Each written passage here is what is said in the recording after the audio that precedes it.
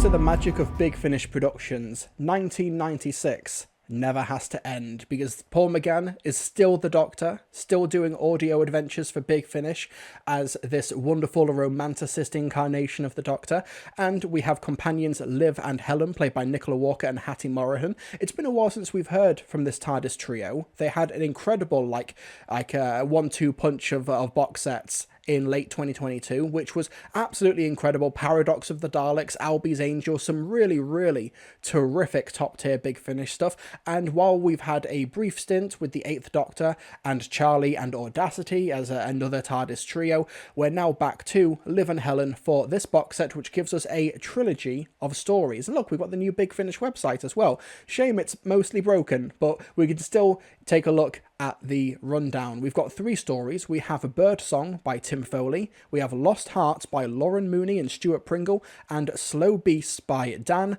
Rebelato.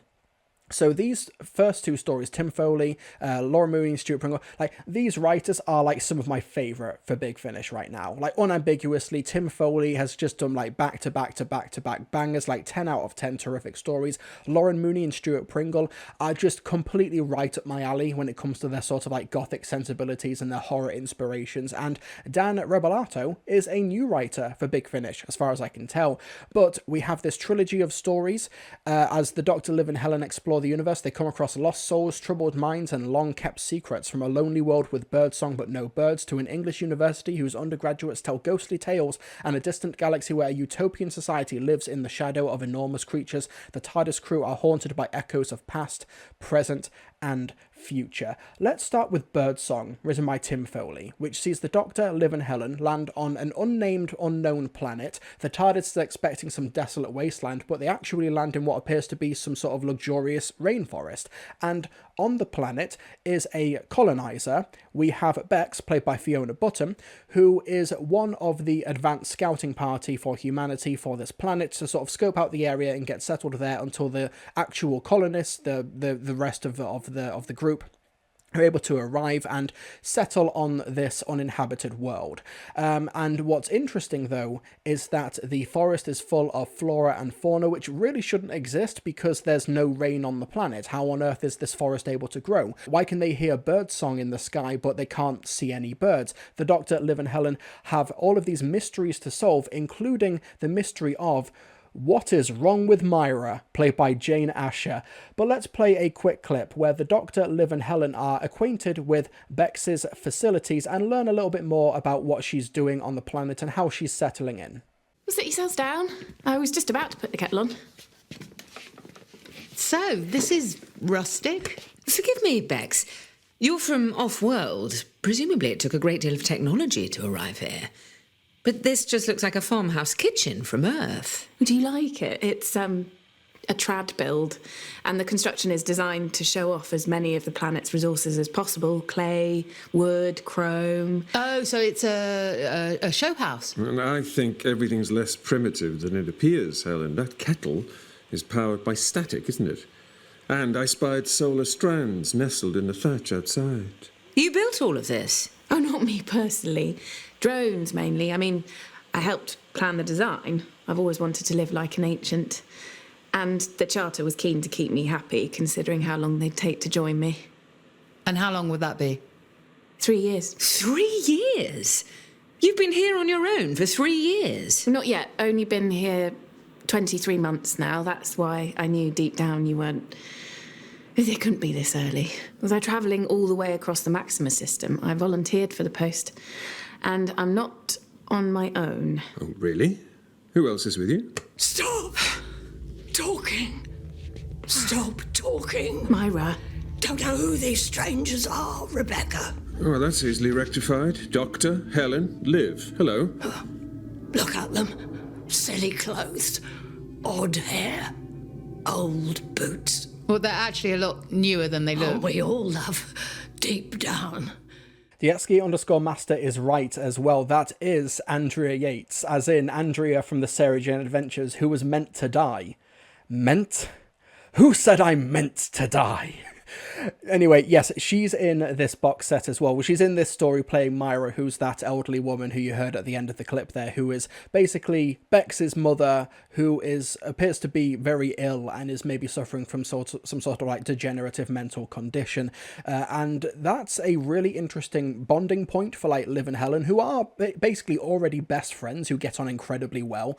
But they find like some common ground here where Liv was able to like, you know, she was a medic in like, you know, her past life when she was on the, you know, in the robot spin-offs, presumably, for Big Finish, which I've not listened to, but you learn a lot about that stuff over the course of just, you know, through osmosis by listening to these Eighth Doctor box sets. And you also have Helen, who was looking after family who also suffered from a degenerative condition. So there's like that sort of bonding and that understanding there, where there's the frustration of seeing Bex get angry at Myra and make all these mistakes and, you know, have a really firm hand, like maybe inappropriately so with Myra, but they understand where it's coming from, where she's been on her own for 2 years and on this colony world and this empty planet for all intents and purposes, except maybe there's a monster outside. Ooh, Doctor Who. But then they sympathize with the idea that she's frustrated because once Myra's gone, then Bex will be on her own until the colonists arrive. And even if they do arrive, because God knows what on earth is happening with the mysteries of this world, there's some brilliant, wonderful, laugh out loud dialogue and some brilliant running jokes. Like the joke with the bookmark that is brought up twice over the course of the story, and how the Doctor approaches it with Liv and Helen separately, I adored. I was laughing so hard at that. Tim Foley's textured character work is on full display here with Bex, with Myra, with Liv, Helen, and the Doctor as well.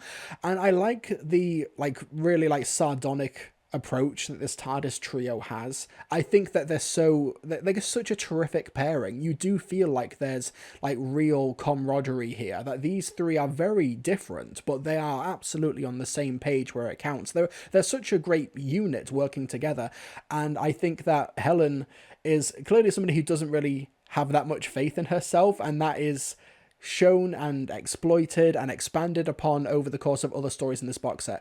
I think Birdsong is such a strong opener. There's not much I can say in regards to the story and the themes without getting too deeply into spoilers, but there's a really wonderful like body horror element to it, almost like some really like visceral, like you couldn't show this on like BBC pre-Watershed, like one moment in particular which is like so gruesome, but it works so well for the audio medium because you can like imagine that happening. Like you can let your imagination really run wild with the body horror.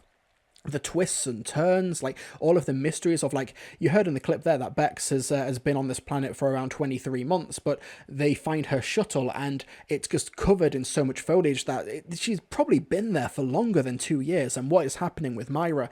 There's really interesting themes of like what it means to be human, which obviously is like a cliche theme when you just say it like that, but it's the idea that like the ultimate threat of the story thinks of like humanity as something akin to like the instinct driven birds, like the biologically driven plant life. Of course, you know, plants aren't traditionally speaking sentient, but they do have their own little ecosystem and their own ways of surviving in their own life cycles. But humans are different in that your body can turn on you with like dementia, with Alzheimer's and stuff, and we're cognizant of that decline. We're cognizant of like, do other animals like get dementia? And if they do, are they like aware of it? Do they have the sort of like emotional awareness and intelligence to understand their own fallibility and their own mortality and downfall?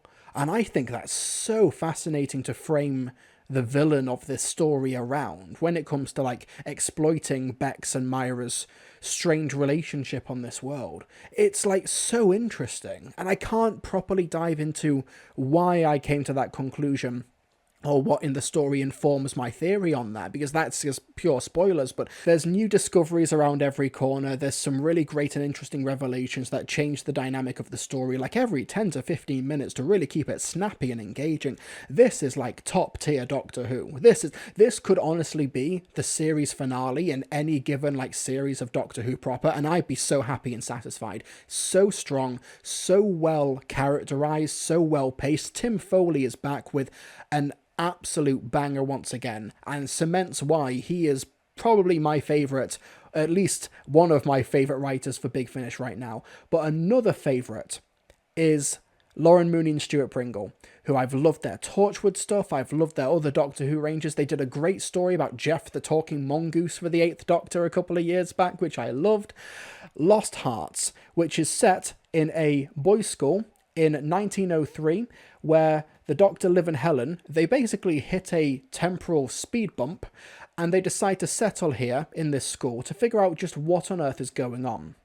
And they team up with Monty James, who is one of the professors there, played by Steve Brody, who's so brilliant he becomes like the guest star for the episode. And he's just a really lovely presence to have around. But he's so awkward and nerdy around women. Like, he is a product of his time. He is, of course, very sexist because it's 1903. They're in a boys' school, and Liv is the nurse and Helen is like the dinner lady of the school. So they're looked down upon by essentially everyone there. But it's an interesting dynamic there. You also have, interestingly, Robert Sinclair, who shares the same name as, Helen Sinclair, because it appears that they think that Robert Sinclair is Helen's grandfather who is at this school and is potentially in great danger, which by proxy puts Helen in great danger, Back to the Future, fading away style. Robert has been having bad dreams, he's been plagued with nightmares. Monty has been seeing spirits and ghosts and ghouls and apparitions in the corridor of the school. The Doctor thinks he can help, so the Doctor, Liv and Helen decide to make a house call to Robert Sinclair's dorm room, where they encounter another professor there who is clearly up to no good. Let's play a clip from Lost Hearts. Robert, are you in there? That's funny. Where's 13? I'm sorry? Robert's in Webb's Court 12. That's 14. So where's Webb's Court 13? There isn't one. Superstition?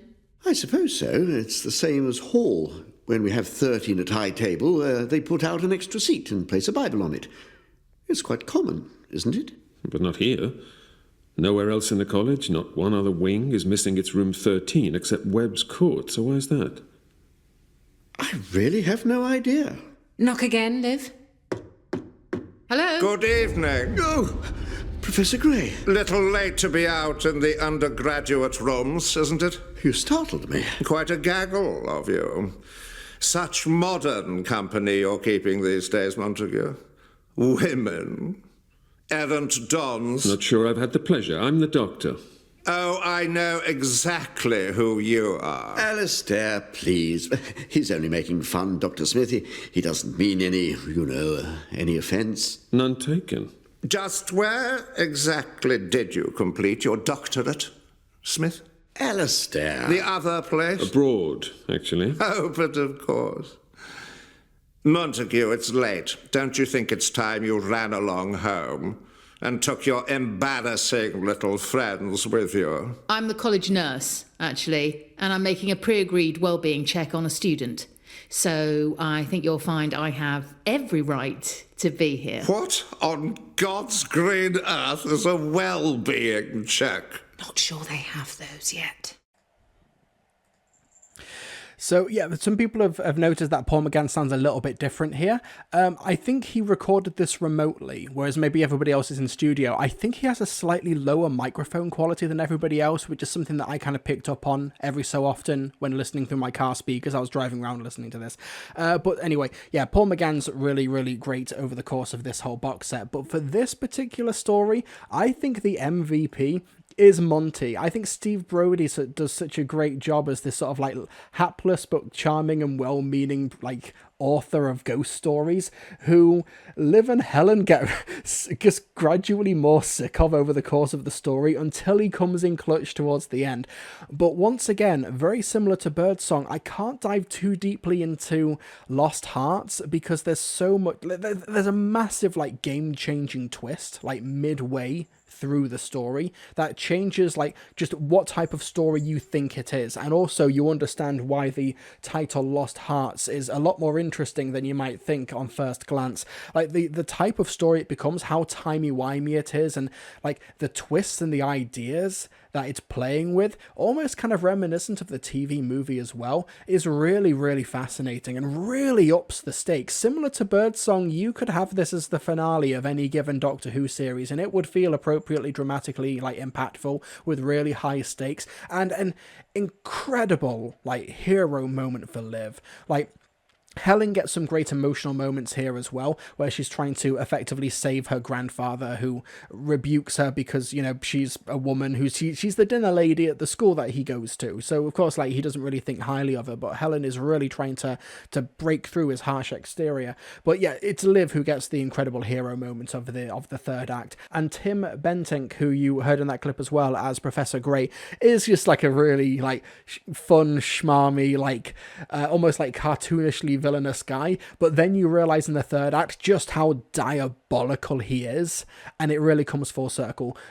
Very similar to what Laura Mooney and Stuart Pringle have done, their gothic horror sensibilities from like Charles Dickens' The Signalman and other like ghost stories reminiscent of the time, and the superstition as you go from the Edwardian to the Elizabethan era and stuff. You know, it's really fascinating, and I loved hearing their inspirations for it behind the scenes, and like what the initial draft of the story was going to be, what the threat was going to be, and then how it like evolved over subsequent rewrites and such. Really fascinating stuff.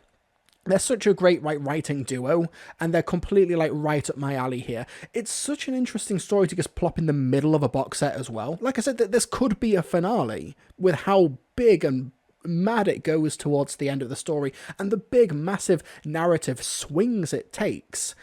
And it still manages to be a cohesive, dramatically impactful story. Like the big stakes of that Lost Hearts ultimately delves into doesn't negate the really affectionate heart like underneath the surface.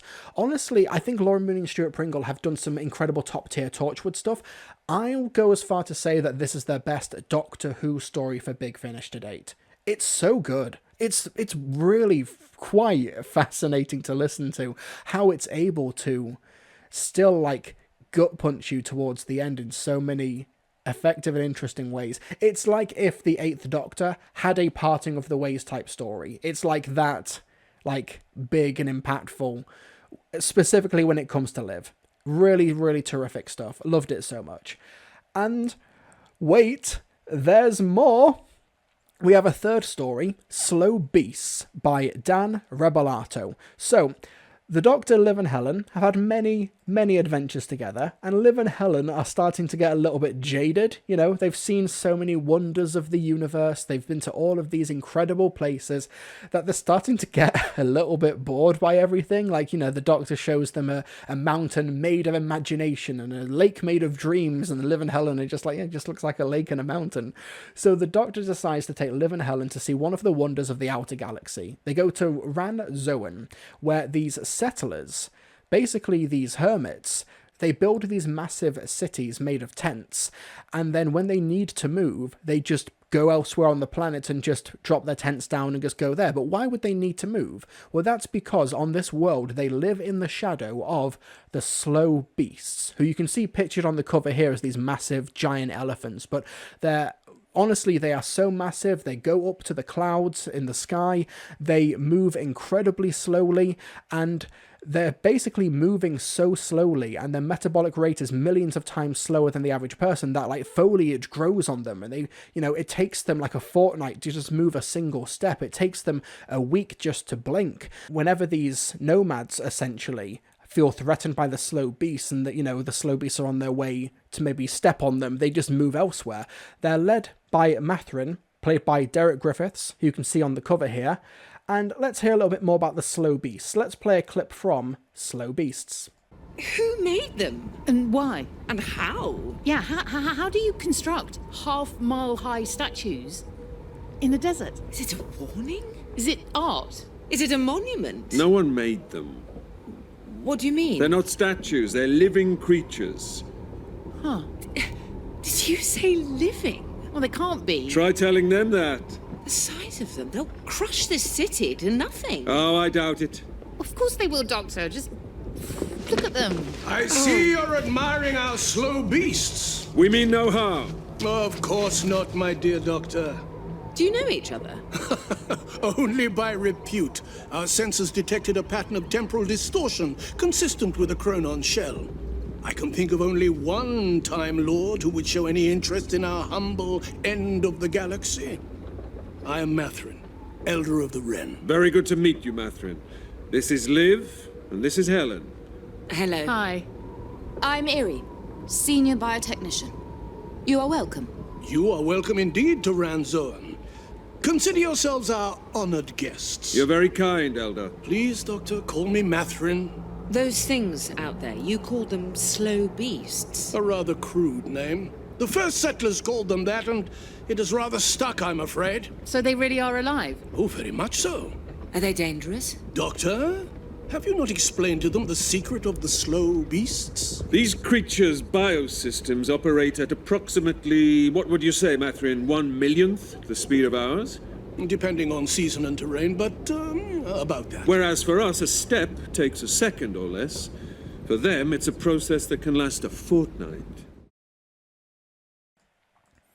I remember listening to Slow Beast for the first time, the first act, just with a massive grin on my face. I just loved the world building. I loved how effectively the writer Dan Rebelato was able to so effectively communicate the premise of this kind of weird dystopian future where you have these creatures who are moving so slowly and they have essentially very little agency because of how relatively slowly they move compared to everybody else on the planet, and how these mythologies and even a weird morbid tourism has formed around them. Now on the cover, they're depicted as these big elephants, very similar to the Oliphants from Peter Jackson's Lord of the Rings.